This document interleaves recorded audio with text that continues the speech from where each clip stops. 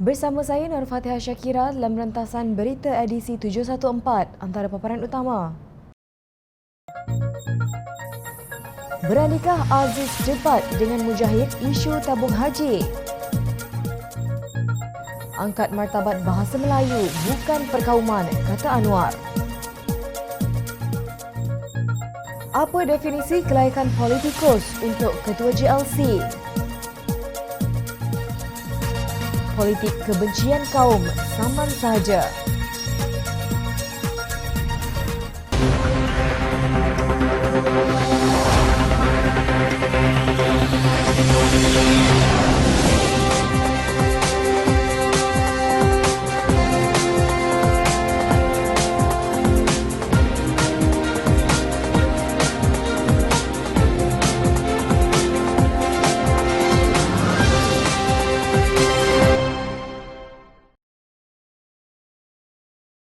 Assalamualaikum dan salam sejahtera.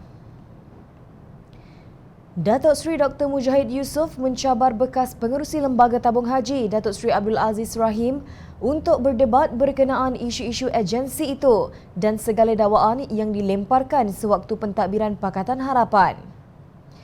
Beliau menyuarakan cabaran tersebut menerusi temu bual bersama Malaysia Deadline baru-baru ini.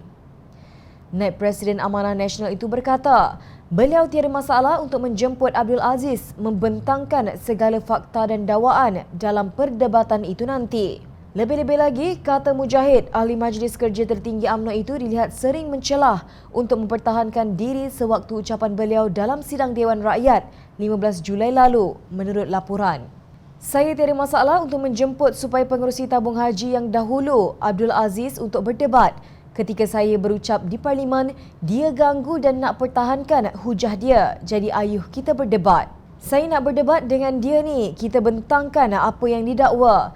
Dia kata ada fakta, tak apa, dedahkanlah supaya jangan ada beringat-ingat seperti di Parlimen baru-baru ini.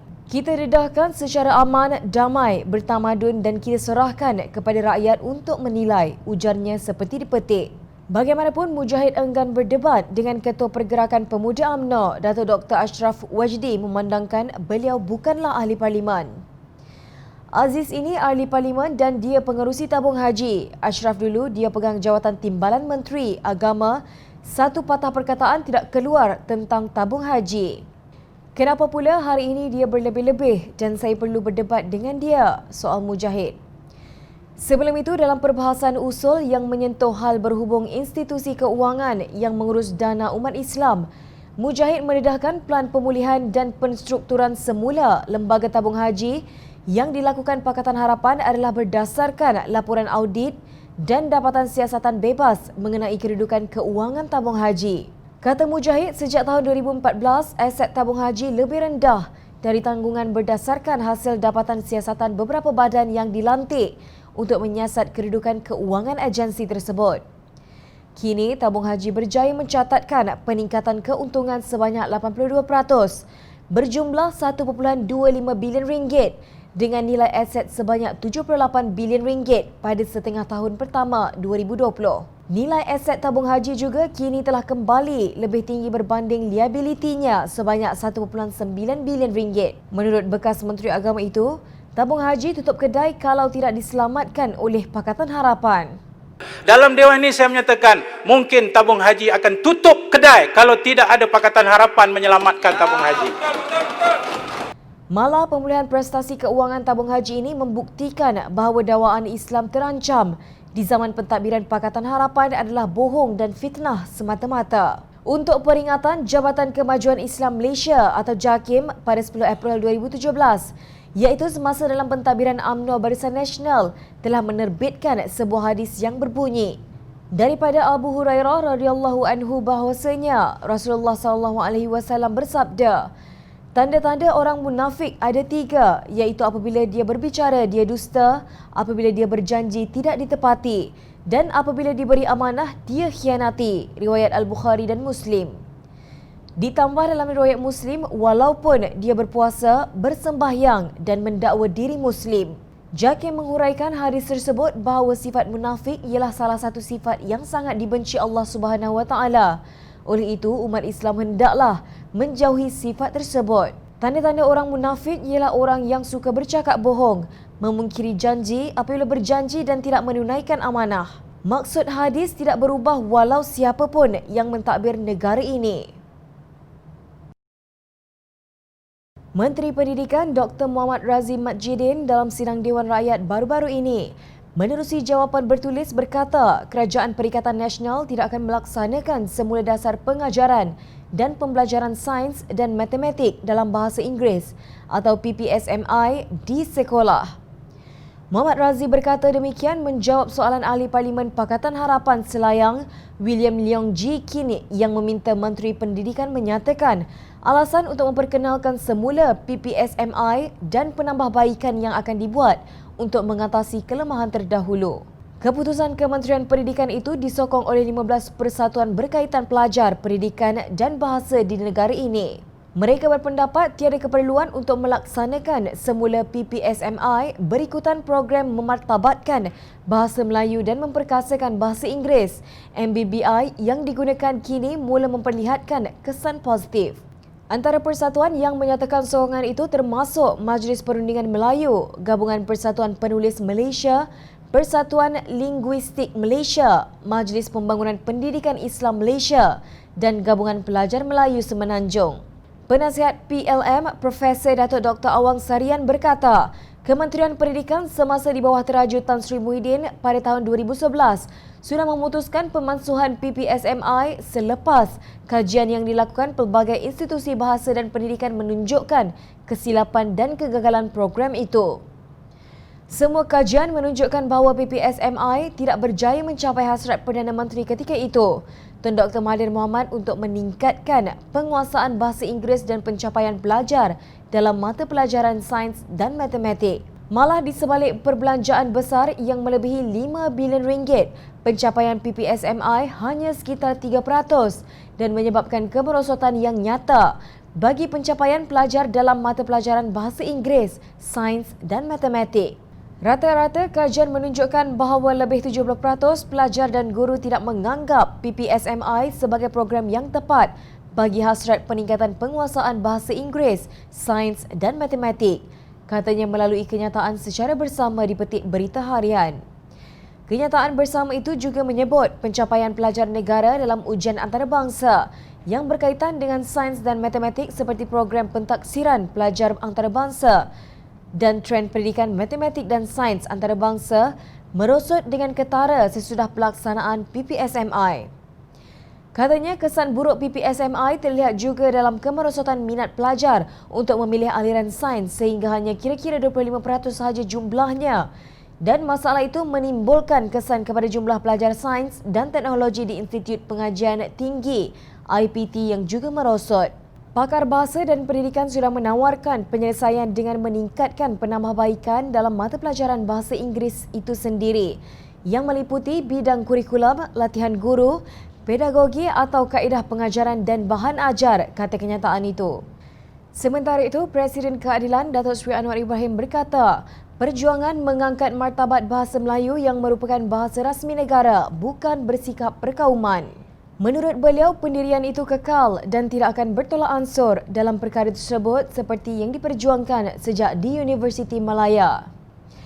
Menurutnya, bukan sekadar bahasa rasmi negara, tetapi rakyat negara ini perlu mengangkat bahasa Melayu sebagai bahasa ilmu. Orang tanya saya bagaimana tentang pendirian Anwar soal bahasa Melayu yang kita perjuangkan sejak zaman di Universiti Malaya, PBMUM dulu. Saya kata tidak tolak ansur. Bahasa Melayu bahasa rasmi. Dan kita mesti angkat martabat bahasa Melayu bukan saja sebagai bahasa rasmi, tapi bahasa ilmu. Beliau berkata ramai yang menentang pelaksanaan PPSMI kerana ia menunjukkan seolah-olah bahasa Melayu itu tiada keupayaan untuk sains dan matematik. Apakah ini bermakna ia perkauman? Tidak, kita mengangkat ini kerana ini prinsip perlembagaan. Ini disepakati oleh sebuah kaum di negara Malaysia yang memartabatkan kedudukan bahasa Melayu, ujarnya. Beliau berkata demikian dalam hantaran video tazkirah mengenai fahaman perkauman sempit dan pandangan agama di Facebook. Antara kesan yang tidak pernah dipeduli ialah wujudnya bahasa rojak yang tidak menggambarkan kecintaan kepada bahasa Melayu. Maknanya bahasa Melayu tidak, bahasa Inggeris pun tidak. Menteri Keuangan Datuk Seri Tengku Zafrul Tengku Abdul Aziz menegaskan hanya ahli parlimen yang berkelayakan dilantik ke dalam syarikat di bawah Menteri Keuangan diperbadankan dan syarikat berkaitan kerajaan. Menurut beliau, pelantikan mereka sebagai ahli lembaga pengarah atau pengerusi berdasarkan kesesuaian dari segi kelayakan, pengalaman dan kepakaran. Katanya bagi syarikat MKD yang tersenarai di Bursa Malaysia, pencalonan sebagai pengerusi atau ahli lembaga pengarah akan melalui pertimbangan jawatan kuasa pencalonan dan imbuhan serta lembaga pengarah syarikat. Setelah diluluskan, barulah calon tersebut dikemukakan kepada Bursa Malaysia untuk pengumuman, ujarnya. Beliau berkata buku hijau berkaitan meningkatkan keberkesanan lembaga pengarah 2006 menggariskan beberapa kriteria untuk melantik individu yang berwibawa dan berkebolehan ke dalam GLC. Bagi syarikat yang tidak tersenarai pula, beliau berkata proses sama berlaku tetapi tanpa melibatkan Bursa Malaysia. Tengku Zafrul menjelaskan selari dengan Akta Syarikat 2016, setiap calon untuk syarikat di bawah MKD juga akan melalui tapisan beberapa agensi, antaranya Suruhanjaya Pencegahan Rasuah Malaysia (SPRM), Jabatan Insolvensi Malaysia dan Pejabat Ketua Pendaftar Mahkamah. Beliau berkata demikian sebagai menjawab soalan Ahli Parlimen Port Dickson, Datuk Seri Anwar Ibrahim berhubung dasar dan kewajaran pengambilan Ahli Parlimen untuk menggantikan golongan profesional sebagai pengerusi GLC. Pelantikan ahli politik adalah sebagai pengerusi bukan eksekutif yang mana terdapat batasan kuasa antara lembaga pengarah dan pengurusan selaras dengan Malaysia Code of Corporate Governance 2017 dan mekanisme sema dan imbang, katanya. Beliau menegaskan bahawa pelantikan ahli lembaga pengarah syarikat MKD bukan sekadar mengisi jawatan. Sebaliknya disuai padan berdasarkan keperluan syarikat dengan mengambil kira latar belakang dan kebolehan individu. Justru itu, anggota parlimen yang berkelayakan atau memenuhi kriteria fit and proper sahaja yang dilantik menerusi lembaga pengarah syarikat MKD, tegasnya. Kelakar. Pada 12 Mei lalu, Kerajaan Tebu Atap yang diterajui Tan Sri Muhyiddin Yassin melantik bekas Menteri Pendidikan Datuk Seri Mazir Khalid sebagai pengerusi Tenaga Nasional Berhad, TNB. Mazir dilanda kontroversi apabila terbabit dengan kes pembekalan sistem solar hybrid kepada 369 sekolah luar bandar di Sarawak bernilai 1.25 bilion ringgit. Mazir adalah saksi pendakwaan ke atas Datin Sri Rosmah Mansor yang menghadapi 3 tuduhan meminta dan menerima rasuah daripada JPAC Holdings sebagai pertukaran mendapatkan kontrak daripada Kementerian Pendidikan. Peguam Utama Pembelaan Jagjit Singh menuduh Mazir mendapat manfaat daripada tuduhan rasuah terhadap JPAC. Persoalannya, apakah bentuk tapisan SPRM yang digunakan oleh Tengku Zafrul? Adakah Mazir lebih layak berbanding ahli profesional Tan Sri Ahmad Badri Muhammad Zahir? Ahli Parlimen Barisan Nasional Tanjung Karang, Tan Sri Noh Omar pula dilantik sebagai pengerusi Malaysia International Shipping Corporation Berhad, MISC pada 1 Jun bagi mengganti tokoh profesional Datuk Abdul Halim Muhyiddin. MISC merupakan syarikat penyelesaian dan perkhidmatan berkaitan tenaga adalah anak syarikat Petronas menerusi pegangan equity berjumlah 57.56%.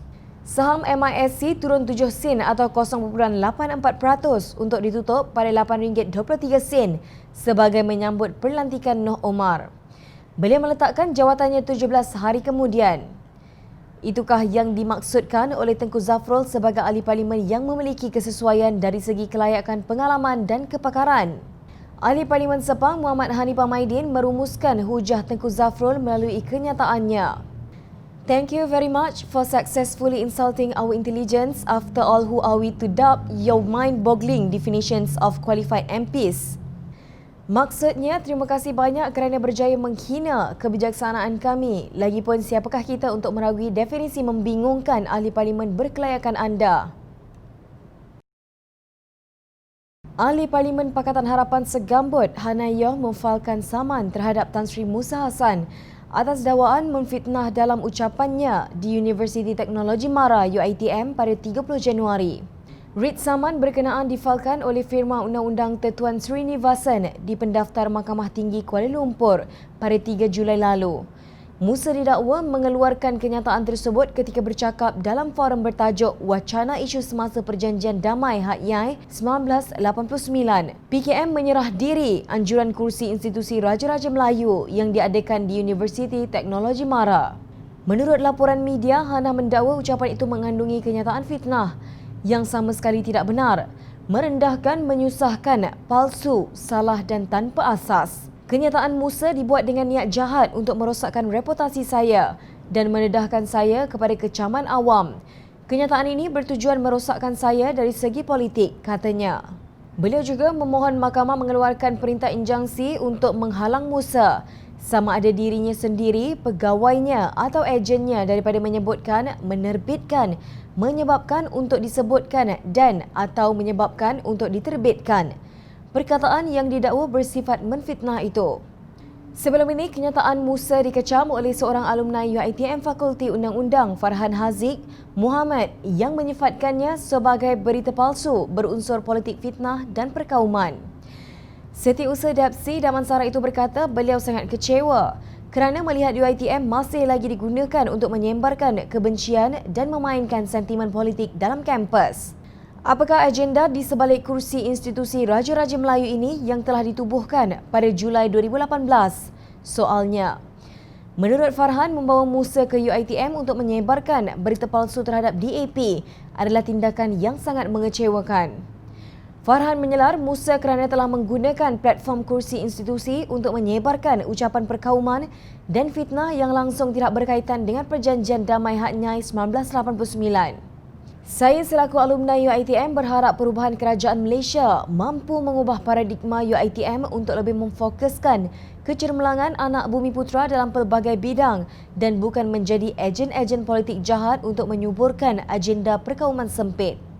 Jangan jadikan kerusi institusi Raja-Raja Melayu sebagai platform palsu menyebarkan dakwah kebencian dan politik perkauman sempit yang mana akan mencalik kedaulatan dan imej Raja-Raja Melayu di Malaysia ini, ujarnya. Musa dipercayai penyokong UMNO Barisan Nasional. Ini tidak menjadi isu kerana setiap rakyat berhak menyokong mana-mana parti yang dirasakan sesuai untuk dirinya.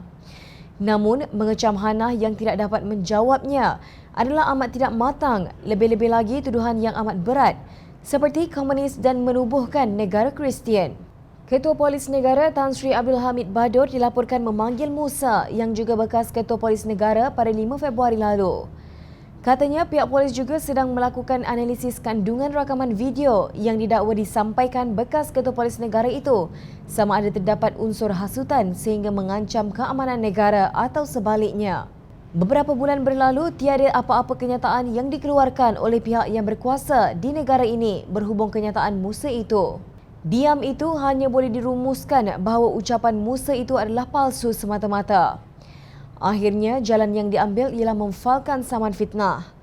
Persoalannya, apakah kaitan antara ucapan Musa tersebut dengan kenyataan Presiden PAS Datuk Seri Hadi Awang bahawa tujuan ditubuhkan kerajaan tebuk atap Perikatan Nasional ialah untuk menyelamatkan Malaysia? Selamatkan Malaysia daripada Hanayuhkah? Teruskan bersama kami di Jom Channel dan layari portal jomchannel.net untuk mendapatkan berita politik tanah air. Saya Nur Fatia Syakira, terima kasih. Assalamualaikum dan salam sejahtera.